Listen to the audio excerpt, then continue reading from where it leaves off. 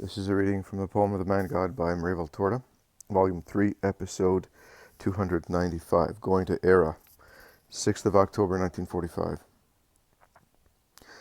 Arbella also is now far away. In the group there are also Philip of Arbella and the other disciple whose name I hear is Mark.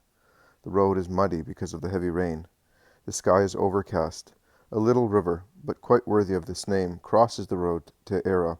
Swollen with the rain which has stormed in this area, it is certainly not sky blue.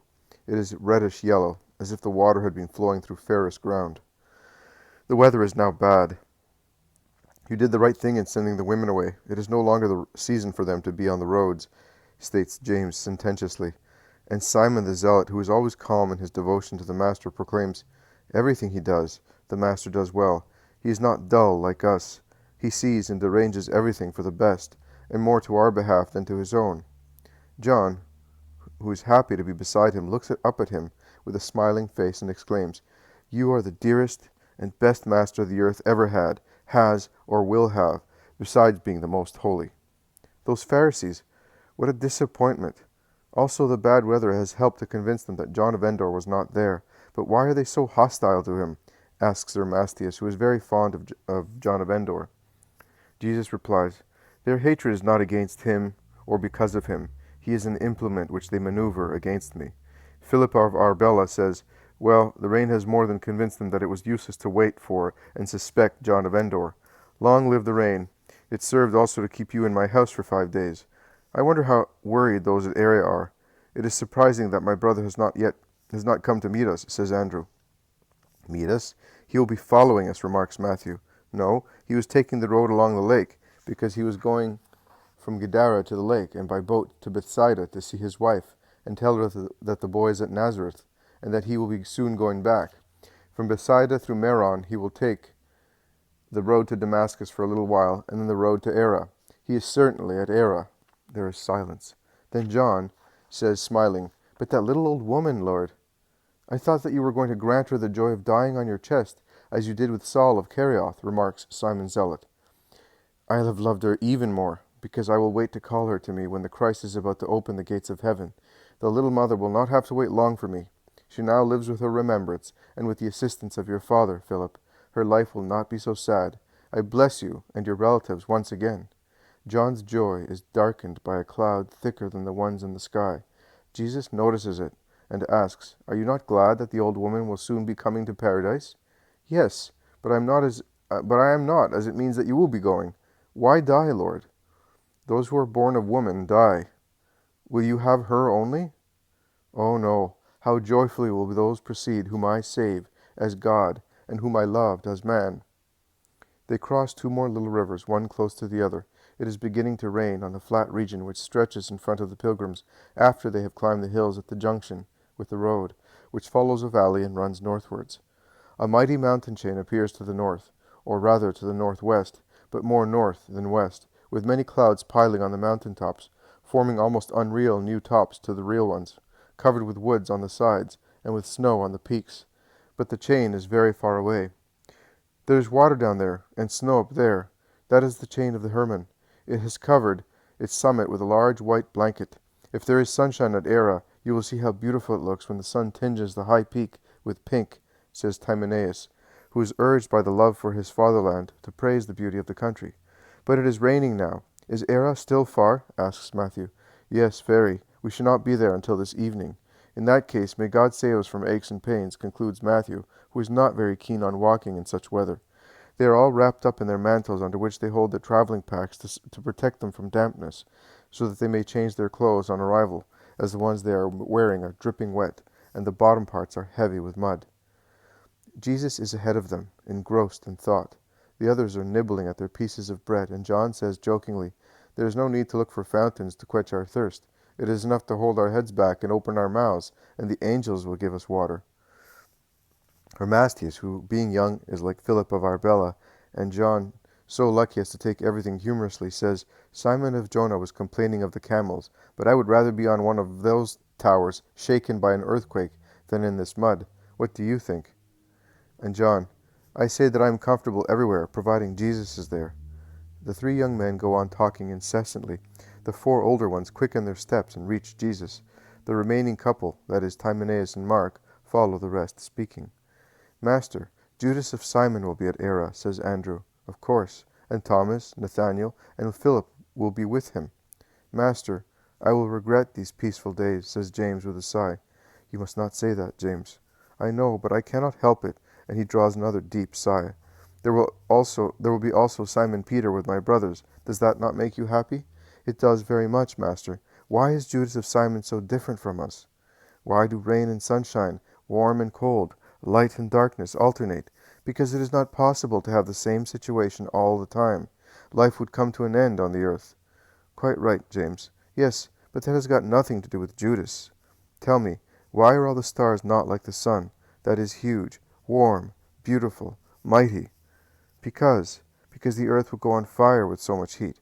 Why are the trees not all like those walnut trees? By trees I mean all vegetables. Because animals would not be able to eat of them.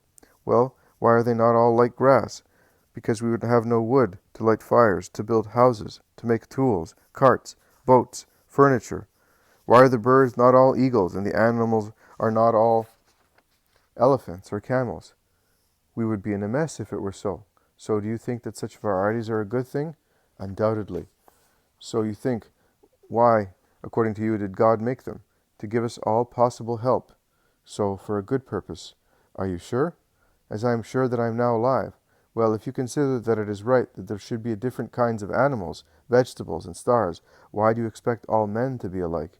Each man has his mission and his temperament.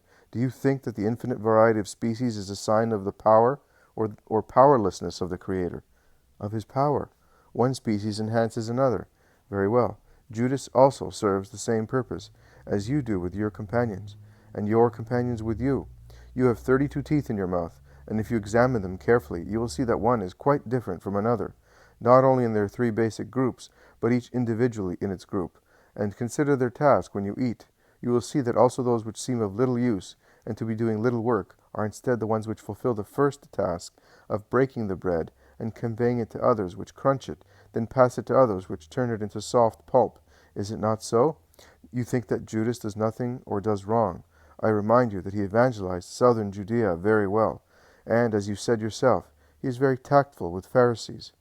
That is true. Matthew remarks, he is also very clever in collecting money for the poor. He can ask for it better than I can, probably because money disgusts me now. Simon Zealot bends his head, and he blushes so much that his face turns crimson. Andrew notices it and asks him, "Are you not feeling well?" "No, fatigue. I don't know." Jesus gazes at him, and he blushes more and more, but Jesus does not say anything. Timaeus comes forward running. "Master, over there you can see the village before Aera. We can stop there, or get some donkeys." The rain is now ceasing. It is better to go on. "As you wish, Master, but if you allow, I will go ahead." "You may go." Timaeus runs away with Mark, and Jesus remarks, smiling, he wants us to have a triumphal entrance. They are all together in a group once again. Jesus lets them get excited, talking about the differences of regions, and he then withdraws to the rear of the group, taking the zealot with him. As soon as they are alone, he asks, "Why did you blush, Simon?" The apostle turns crimson again, but does not reply. Jesus repeats his question. Simon blushes more and more, but remains silent. Jesus asks him once again, "My Lord, you already know. Why do you want me to tell you?" Shouts the zealot sorrowfully, as if he were tortured. "Are you certain?" He did not deny it, but he said, "I do so because I am provident. I have common sense. The Master never thinks of the future," which we can say is true. But it is always, "Master, tell me the right word." It is always a proof that Judas is only a man. He cannot elevate himself to be a spirit. But you are all more or less alike. You are afraid of silly things. You worry about useless providence. You cannot believe that providence is powerful and always present. Well, let us keep that to ourselves, all right? "Yes, Master." There is silence. Then Jesus says, "We shall soon be going back to the lake. A little concentration after so much traveling will be lovely. You and I will be going to Nazareth for some time, towards the feast of the dedication. You are alone. The others will be with their families. You will stay with me." "My Lord, Judas, Thomas, and Matthew are also alone." "Do not worry about that. Everyone will celebrate the festivity in his own family. Matthew has a sister. You are alone. unless you want to go to Lazarus." "No, Lord," exclaimed Simon. "No, I love Lazarus, but to be with you is to be in paradise." "Thank you, Lord." And he kisses Jesus' hand. They have just left the little village behind when in another heavy shower Timaeus and Mark appear on the flooded road, shouting, "Stop! Simon Peter is coming with some donkeys. I met him on the way. He has been coming for 3 days to this place with the donkeys, always in the rain." They stop under a thicket of oak trees, which shelter them somewhat from the downpour, and then Peter appears, riding a donkey, and leading a line of donkeys. He looks like a friar under the blanket which covers his head and shoulders. "May God bless you, master. I said that he would be drenched, like one who had fallen into the lake. Come on, quick, all of you. Mount the donkeys, because Aera has been on fire for 3 days, as the people have kept the fireplaces lit to dry you. Quick, look what a state he is in. But you, could you not keep him back? Ah, if I am not there, but I say, just look at that. His hair as if he were drowned. You must be frozen in all this rain. How thoughtless. And what about you all, you reckless ones, and you first of all, my stupid brother, and all the rest of you? How pretty you all look. You're like sacks soaked in a pond. Come on, quick. I will never trust him to you again. I'm almost dying with horror." "And with talking, Simon," says Jesus calmly, while his donkey trots along beside Peter at the head of the caravan of donkeys. Jesus repeats, and with talking uselessly. You have not told me whether the others have arrived, whether the women left, whether your wife is well. You have told me nothing." "I will tell you everything. But why did you leave in all this rain? And why did you come?" "Because I was anxious to see you, my master. Because I was anxious to join you, my Simon." "Oh, my dear master, how much I love you. Wife, boy, house, they are nothing. Nothing is beautiful without you. Do you believe that I love you so much?" "I do. I know who you are, Simon." "Who?"